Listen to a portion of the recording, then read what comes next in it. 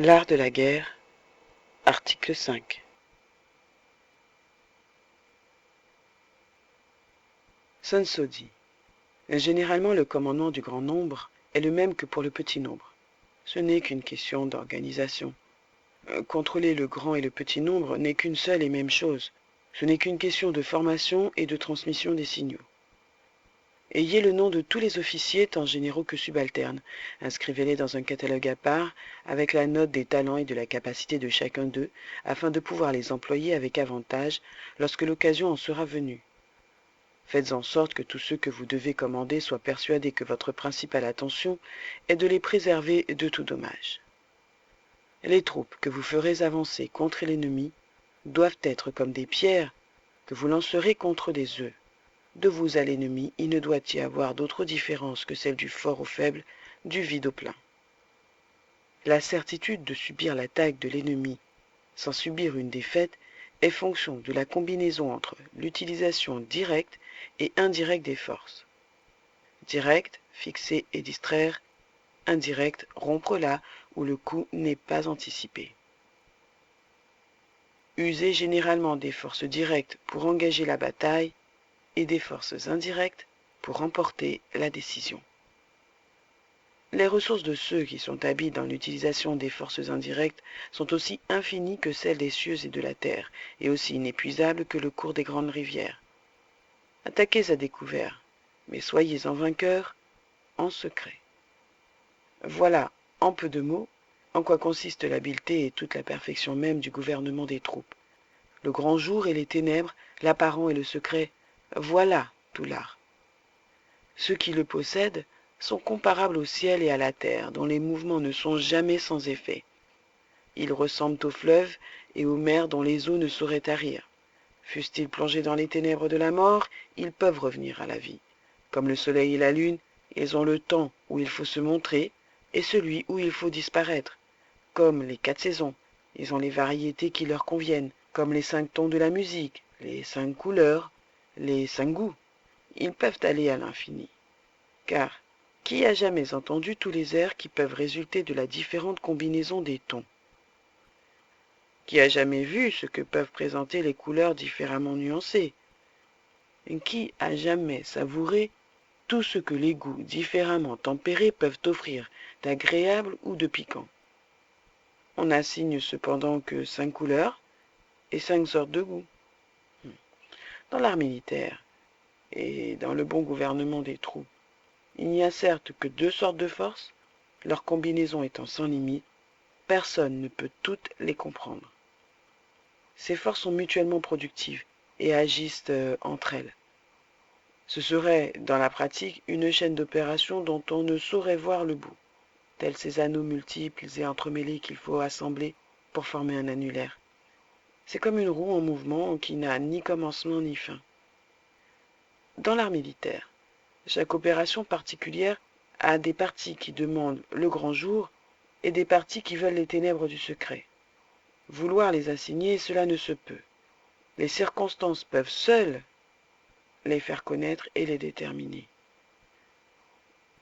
On oppose les plus grands quartiers de rochers à des eaux rapides dont on veut resserrer le lit. On n'emploie que des filets faibles et déliés pour prendre les petits oiseaux. Cependant, le fleuve rompt quelquefois ses digues après les avoir minées peu à peu, et les oiseaux viennent à bout de briser les chaînes qui les retiennent à force de se débattre. C'est par son élan que l'eau des torrents se heurte contre les rochers. C'est sur la mesure de la distance que se règle le faucon pour briser le corps de sa proie.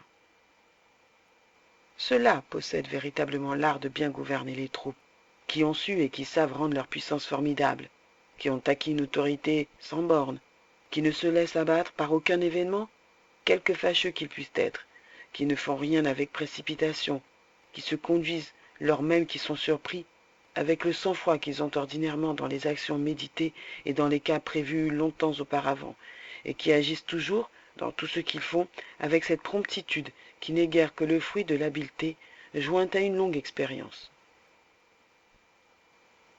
Ainsi l'élan de celui qui est habile dans l'art de la guerre est irrésistible, et son attaque est réglée avec précision. Le potentiel de ces sortes de guerriers est comme celui de ces grands arcs totalement bandés. Tout plie sur leur cou, tout est renversé. Tel qu'un globe qui présente une égalité parfaite entre tous les points de sa surface, ils sont également forts partout. Partout leur résistance est la même.